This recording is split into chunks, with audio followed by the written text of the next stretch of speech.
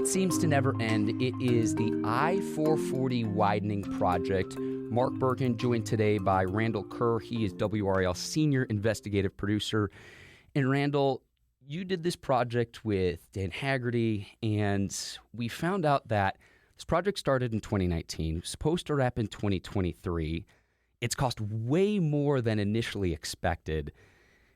What stuck out to you most about the findings that you did in this report as part of, again, a project that just never seems to end? Yeah, I think the reason I got interested, I drive through it all the time. And the reason I decided to look into this is I always go through the Western Boulevard interchange when I'm going home. And it seemed like for months, nothing was done except for they put a new entrance ramp in.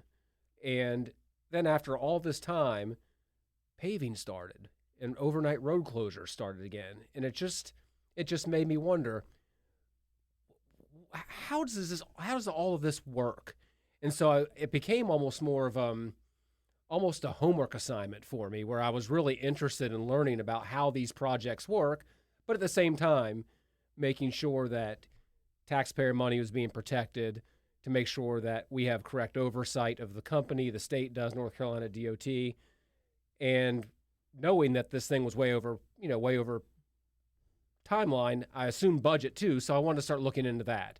So once I added all those pieces up and really got an idea about the complexity of these projects, and we had a little thing called a pandemic, it all kind of makes sense, but it still doesn't make sense. And I just think that's one of those things that anyone who drives through that always is wondering, why is it still going on? How much longer is it going to be? So we just wanted to get people some answers. I can relate to, and before we get into the figures, I typically get on and off the interstate from Wade Avenue going to and from Lenovo Center, and it used to be PNC Arena. And in my 4 so years here, that traffic configuration has gone through many different iterations, so I can relate to you there. Oh, and look, I know it's still not done yet, but that interchange with Wade and Hillsborough is incredible. I mean, what they built over there is really incredible. And I can see, building bridges over interstates, I can see how that would take time, because you can't really do work over moving cars without the fear of hitting cars that are going under. So I get that. But it was all the other stuff that seemed to be taking so long. I mean, the diverging diamond at Western Boulevard, that configuration was done probably 3-4 years ago, it seems like. But they're still working on it. And that's what really got me moving on this. So the public portal from the state says that this is going to cost an estimated $475 million. NCDOT has already cut checks to Lane Construction for $351 million. Initially, it was slated for $346 million. Randall, we'll get into the fines here in a second, but can you just explain the effect of the pandemic that this has had on all of the different projects involving the Beltline here in Raleigh? Yeah, I think, first and foremost, what we all dealt with during COVID is that we had supply chain issues. And so if you were, a certain soda fan, you may have had trouble finding it. And when you did find it, it was more expensive. Same impact that we saw in road construction, that we saw in housing construction.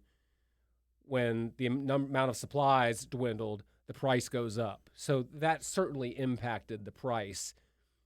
But, looking back, that's maybe, we only saw about a true 7 to 10, 12 months, somewhere in that range, that really, really, really was almost panic about the supply chain more than really the huge impacts we feared.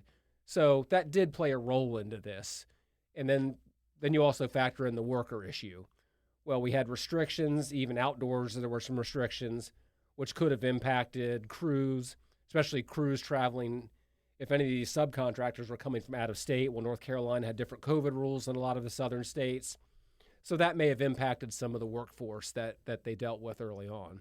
So that's how we get from, a project that was supposed to wrap in 2023 to now we're right on the cusp of summer 2026. Still a lot of orange barrels out there. I want to talk a little bit about penalties incurred by the contractor. Mm-hmm. So this is where the math to me gets a little bit bizarre. Lane Construction was fined at one point $280,000 for a 28-hour delay on Western Boulevard. So $10,000 an hour. At the same time, the penalty for dragging the entire project 3 years late is just $2.5 million. How does that happen? Yeah, I'm still going over the contract to figure out how exactly that happens. I mean, a lot of it is once you miss a deadline, well, there's your fine. And so it didn't keep, some of those fines didn't keep accruing. And it depends. I mean, the diverging diamond fine was 28 hours that there was a delayed opening. So that had a major impact on things. If there was maybe a deadline that was missed to finish paving an interchange, while it doesn't look pleasant, it's not a major miss. So we're still trying to go through the contract to find out exactly what some of those targets were, and then go back to the state and say, okay, this one, what was the fine for this one? What was the fine for this one? So we just wanted to make sure we got the big picture first, and we, like most of the stories we do, we know there are going to be follow-ups, and that's one of the things that stuck out, is that large of a fine for 28 hours, and for 3 years, it's only $2.5 million, about 10 times that much.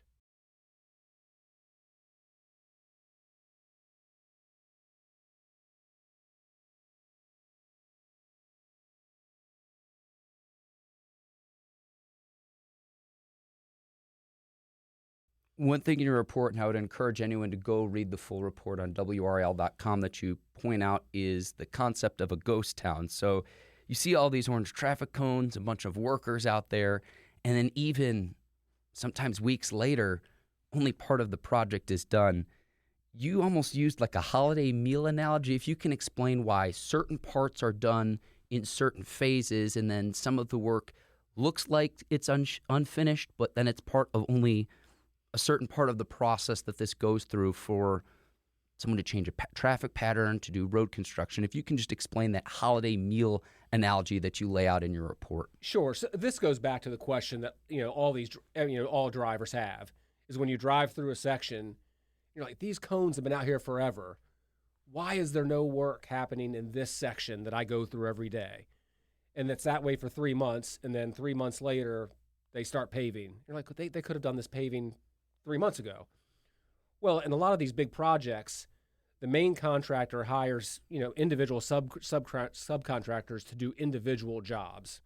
So if it's road grading or asphalt laying or line painting, well, in a lot of these cases, and the bridge work's much more complex, but in a lot of these cases, they may hire a contractor just for the grading.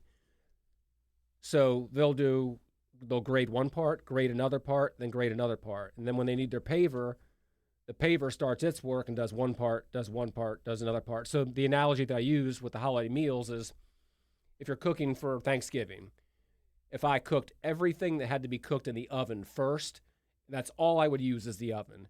And then I would move to the stovetop and cook just the sauces and just everything else in the stovetop. And then the last step is I'd take all the food that needs to go in the microwave and do that, but then I'd have to go back and reheat all the stuff from the beginning. I'm using one appliance at a time to cook this meal. We don't live our lives that way, but for road construction projects, the experts that I talk to, it actually keeps the cost lower, because if they had to keep the grading subcontractor around for 7 years, that's a lot of money. But if they can keep them around for 2 years to get all the grading done, yeah, it kind of makes sense. I think that's a fair analogy, and some people listening or watching might just say, Randall, I just want the turkey. Exactly. Give me the meal, and that's coming. But I think that's important to point out in terms of the different phases. And so essentially, in its simplest form, the grading, the paving, and the painting, all done separately. And so that's why you might see a ton of work done on one section, and then it looked like a ghost town, sometimes for months at a time. Yeah, exactly. Are there any misnomers that you found in your reporting that you think that it would be important for people to know throughout this whole project? I think the main thing was, especially with projects like this, when you are expanding a major road, and we touched on this earlier, when you're doing work on an existing, very busy road, there are so many complexities that come into it. And, when these contracts are written up, it's written in the contract. We understand that you're going to add another lane to this 3.5 miles, but at any time during that work, you can close no more than one lane. Or if you have to close an entire intersection, you can only close it for X amount of hours, hence the Western Boulevard and the fines, because that deadline was missed. So there's so many moving parts. And then there are things that, as drivers, we're just noticing the road. How's the road changing? Is the road getting bigger? Is the road getting smoother? Every time they do these road projects, there's underground work that has to be done. They may have to relay utilities. There are culverts for flooding control. So there's so much work on the side of the road that we really don't pay attention to that also impacts this. And then again, when you start talking about that work, you're also talking about a different subcontractor adding a different layer to the whole project. So there's so much that goes into it. It's not just as easy as bulldozing a little bit of grass, putting down some gravel, and then lay your concrete. It's just not that easy. And think about if you're widening a road under an existing bridge and the space is really tight and you can only work on it a few hours a day because you can't impact rush hour traffic, it's a tall task. Now, when contracts are also written, the start date and the end date are supposed to be the start date and the end date, and that clearly didn't happen in this case. All right, so ultimately, when is the Beltline going to get finished, Randall?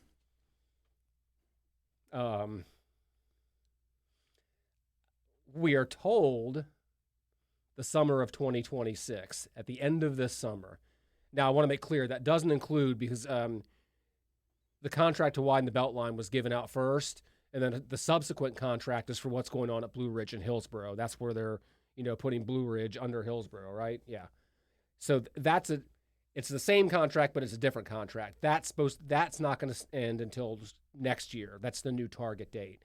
But for the for the Beltline, I'm told that the main highway will be done by the end of this summer. But we may also see some work still being done on some of the entrance and exit ramps that's not quite done yet. So what's your definition of complete? My definition of complete is it's done. That's a little bit different than what I'm being told, but we will see. Something we will continue to stay on top of, and I would encourage people to read Randall's full report on WRAL.com. We're going to have this full story here Thursday, May the 28th at 6:15 as well, if you want to watch the report live on WRAL TV. Also mentioned in the web story, the outer loop as well. That's still a few years out. September of 2028 is the projection on that. But Randall, I want to thank you for your time here today with this report. Thank you so much. Absolutely. Thanks.